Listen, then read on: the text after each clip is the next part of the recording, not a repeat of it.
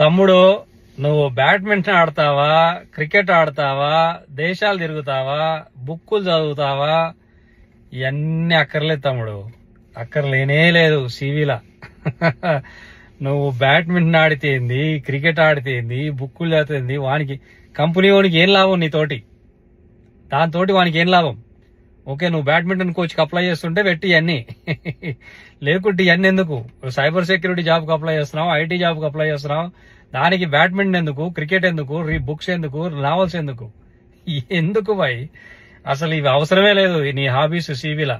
నీ హాబీస్ ఎప్పుడు వానికి వస్తాయంటే, ఫర్ ఎగ్జాంపుల్ నువ్వు సైబర్ సెక్యూరిటీ జాబ్కి అప్లై చేస్తున్నావు. నీ హాబీ ఏంది? ఒకనొక హాబీ వచ్చేసి నువ్వు సైబర్ సెక్యూరిటీ పైన బ్లాగ్స్ రీడ్ చేస్తుంటావు, లేకుంటే సైబర్ సెక్యూరిటీ పైన ఏదో వీడియోలు ప్రొడ్యూస్ చేస్తుంటావు, లేదంటే బ్లాగ్స్ రాస్తుంటావు, లేకుంటే సైబర్ సెక్యూరిటీ బుక్స్ చదువుతుంటావు, లేకుంటే సైబర్ సెక్యూరిటీ సర్టిఫికేషన్స్ ప్రిపేర్ అవుతుంటావు. ఇవన్నీ నీ హాబీస్ అనుకో, అవి పెట్టు, అవి పనికొచ్చేటి, అవి పనికొచ్చే జాబ్ పనికొచ్చేటివి. అంతేగాని ఈ బ్యాడ్మింటన్ కి క్రికెట్ ఏందివా? ఓ ఎవో డేకడు, వేస్ట్ పనులు ఇవి, పెట్టకురి అవి. ఏదైనా మీ హాబీస్ ఉంటే జాబ్ పనికొచ్చేటి ఉంటే పెట్టుర్రి, లేకుంటే మొత్తం తీసిపడేరు.